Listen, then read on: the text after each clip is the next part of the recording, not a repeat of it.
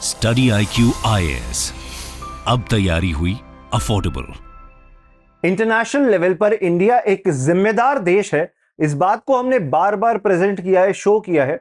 फिलहाल United nation secretary general Antonio Guterres उनका नाम है। हर साल एक रिपोर्ट प्रिपेयर किया जाता है उनके सेक्रेटेरिएट सचिवालय के द्वारा।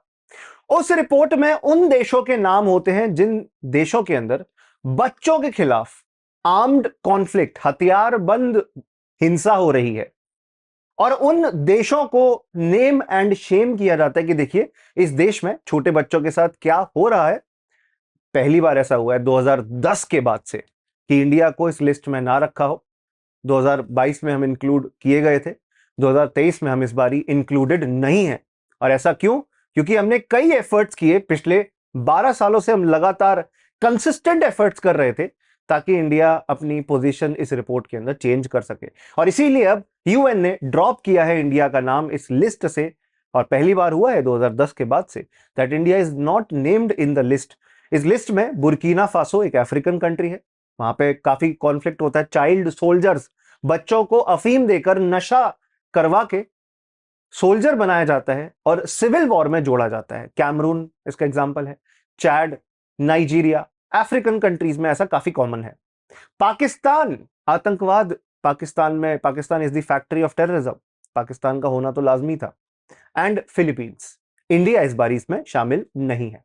तो ये बहुत खास बात है जिससे हमने एक्चुअली दिखाया है कि India is able to take care of the children in a better way. सरकार प्रोटेक्ट कर पा रही है बच्चों को, और खास तौर पे उन एरियाज में रहने वाले बच्चों को जो कि आर्म्ड कॉन्फ्लिक्ट का शिकार है, चाहे इंडियन फोर्सेस के द्वारा ही उनके ऊपर बर्बरता होती है या नहीं होती, यह भी देखा जाता है। चाहे इंडियन फोर्सेस ने ही उनके खिलाफ ब्रूटैलिटी की हो, यह बात आपको समझनी है। इंडिया को United nation secretary general report से निकाला गया है पिछले 12 सालों में पहली बार, ये खास बात आपको याद रखनी है। अच्छा, कुछ और एस्पेक्ट्स के बारे में जानते हैं। एक्चुअली इस रिपोर्ट के अंदर जम्मू कश्मीर पे बहुत फोकस किया गया है। जम्मू कश्मीर में हमारी आर्म्ड फोर्सेस के द्वारा कई बच्चे ऐसे थे जो आतंकवादी संस्थाओं के साथ, टेरर ग्रुप्स के साथ देवर इन एसोसिएशन, जुड़े हुए थे, उनके लिए इलीगल काम करते थे।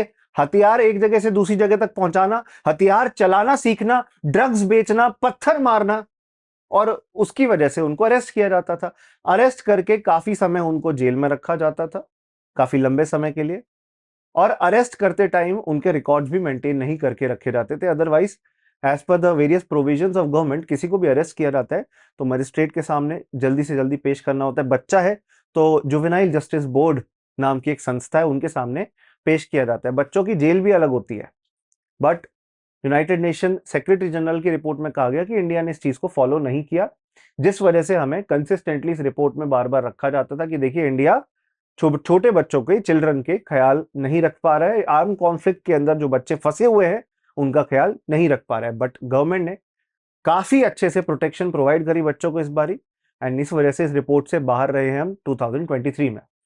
एंटोनियो गुटरेस, जो कि सेक्रेटरी जनरल है यूनाइटेड नेशन, संयुक्त राष्ट्र के, उन्होंने कहा कि टेक्निकल मिशन शुरू किया गया था, एक स्पेशल रिप्रेजेंटेटिव जुलाई 2022 में इंडिया भेजा गया ताकि बच्चों के बेटर प्रोटेक्शन के काम को और तेजी से किया जा सके। और जम्मू कश्मीर पे पूरा फोकस किया गया, ज्यादा फोकस किया गया, जहां पर जम्मू कश्मीर के अंदर ऐसे किसी भी वायलेंस को रोकने की कोशिश की गई है। इसके अलावा और भी प्रयास किए जा रहे हैं कि जो भी थोड़े बहुत परपेट्रेशन होते हैं, जो भी थोड़ी बहुत वायलेंस होती है, उनको और मिनिमाइज किया जाए और कम किया जाए। Armed forces, security forces, paramilitary force, military को बेटर ट्रेनिंग दी जा रही है, सेंसिटाइजेशन प्रोवाइड की जा रही है, संवेदनशील बनाया जा रहा है, और ज्यादा ट्रेनिंग दी जा रही है कि बच्चों के साथ कैसे हैंडल करना है। बच्चों के ऊपर लीथल या नॉन लीथल फोर्स का इस्तेमाल नहीं करना, जिसमें एक पैलेट गन होती थी। जम्मू कश्मीर में जब भी हिंसा होती थी तो पैलेट गन का यूज किया जाता था उन्हें दबाने के लिए। जब पत्थरबाजी करते थे लोग, छोटे बच्चों को आगे कर देते थे। आतंकवादी, टेरर मिलिटेंट्स छोटे बच्चों को आगे कर देते थे। अब आर्म फोर्सेस अपनी कार्रवाई कर रही है, उनकी तो कोई गलती नहीं है, और इसमें कोलैटरल डैमेज होता था, छोटे बच्चों तक को इससे डैमेज पहुंचता था। अब सवाल तो यह उठता है कि छोटे बच्चे एक वायलेंस में, एक पत्थरबाजी में कैसे शामिल हो गए? उनको तो उस चीज की समझ है नहीं, वो तो माइनर है। जरूर उनके पेरेंट्स या आतंकवादी संस्थाओं ने उन्हें आगे किया है, बट इसमें नुकसान छोटे बच्चों का होता है। तो कि कई एग्जाम्पल देखने मिले हैं जहां पे पैलेट गन के छोटी सी जो बुलेट्स होती हैं, पैलेट्स होती हैं, वो बच्चों की आंख में जाके टकरा गई, स्किन पे जाके टकरा गई, इस वजह से दृष्टिहीन हो गए, विजुअल इंपेयर्ड बन गए, ब्लाइंड हो गए। तो बच्चों की इसमें क्या गलती है? उनको इससे जितना दूर रख सके रखे। आतंकवादी नहीं सुधरेंगे तो हमारी आर्म्ड फोर्सेस तो एटलीस्ट सेंसिटाइज हो ही सकती हैं, और आर्म्ड फोर्सेस A1 काम कर रही हैं in the area of management of small children, जो कि ऐसे कॉन्फ्लिक्ट प्रोन एरियाज में आपको देखने मिलते हैं। तो children are detained as the last resort now. अब बच्चे को जेल में डालना आखिरी ऑप्शन होगा, और अगर जेल में डाला भी है तो शॉर्टेस्ट टाइम पीरियड के लिए, कम से कम समय के लिए डाला जाएगा, ताकि बच्चे के साथ कोई दुर्व्यवहार, इल ट्रीटमेंट ना हो जेल में, उनका पूरा केयर किया जा सके। Juvenile justice care and protection of children act नाम के कानून के तहत ये कानून इंश्योर करता है कि 18 साल से छोटे उम्र के बच्चों को जस्टिस मिले। माना जाता है कि 18 साल से कम उम्र के बच्चे उतने मेंटली परिपक्व नहीं है, मैच्योर नहीं है कि they can understand and differentiate what they are doing is right और रॉन्ग। ठीक है ना? तो इसीलिए उन्हें सही और गलत का पता नहीं है, इसलिए उनको प्रोटेक्ट करना सरकार की और आर्म फोर्सेस, पुलिस फोर्सेस की जिम्मेदारी है। इसके अलावा बच्चों के साथ अगर कोई भी सेक्सुअल ऑफेंस होता है, उसको प्रोटेक्ट करने के लिए पॉक्सो एक्ट है हमारे पास, protection of children from sexual offence act.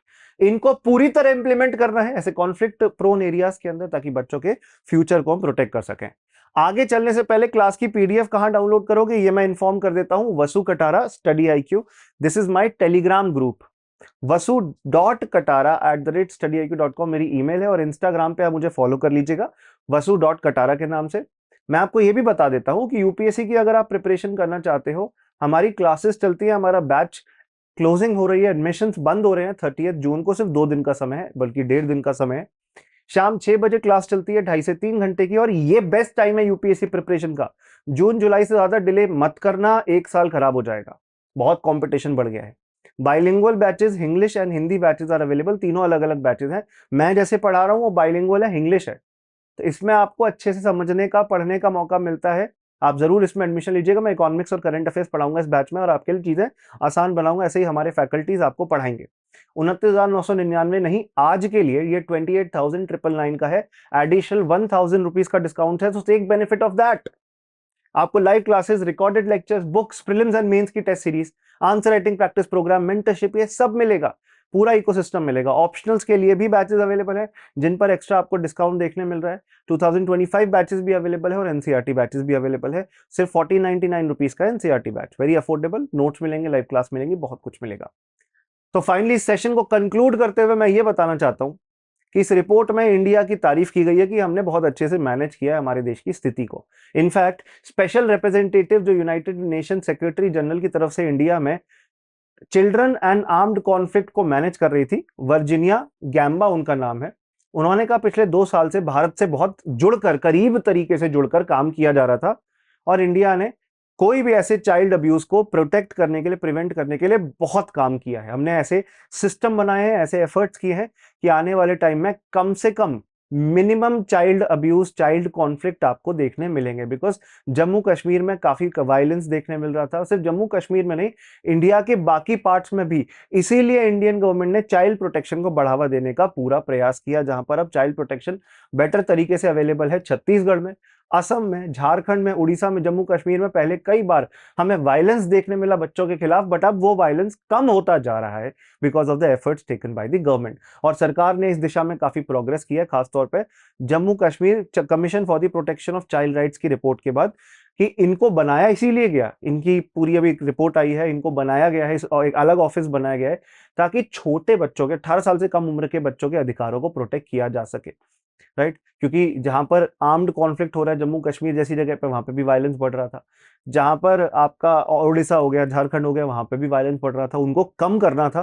Because बच्चों को बहुत ज्यादा नुकसान होता है, डैमेज होता है, उनकी पूरी लाइफ डैमेज हो जाती है। जैसे एग्जांपल दूं, 2022 में 27,180 वायलेशंस हमें देखने मिले, जिनमें से 24,300 वायलेशंस 2022 के थे, और उससे पहले के वायलेशंस बाद में वेरीफाई हुए हैं। 2,880 वायलेशंस बाद में वेरीफाई हुए हैं। तो टोटल 27,000 के करीब हो गए, जिसमें बच्चों के साथ, लड़कों के साथ 13,500 के आसपास, लड़कियों के साथ 4,600 के आसपास, और 783 का जेंडर पता नहीं चल पाया कि एक्चुअल जेंडर क्या है।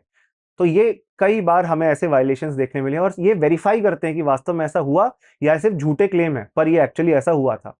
पर इस बारी वायलेशंस में बहुत कमी आई है, बहुत कम वायलेशंस हुए हैं, जैसे कि पाकिस्तान में हो रहे हैं, बाकी देशों में, और उनसे काफी कम हो रहे हैं, जिसमें बच्चों को या तो किडनैप कर लिया जाता था या तो आर्म्ड फोर्सेस उन्हें अरेस्ट कर लेती थी, मेम कर दिया जाता था। मेम का मतलब है हाथ या पैर, उनका जो पूरा एक कॉन्फ्लिक्ट चल रहा है, गोलीबारी चल रही है, उसमें हाथ पैर कट जाते थे। बच्चा अगर खड़ा होगा, पैर में गोली लगेगी तो अल्टीमेटली पैर को शरीर से अलग करना पड़ेगा ना, मेम करना पड़ेगा। कितना दुर्भाग्यपूर्ण और दुखदाई होगा, कितना पेनफुल होगा उस बच्चे के लिए, खुद सोचिए।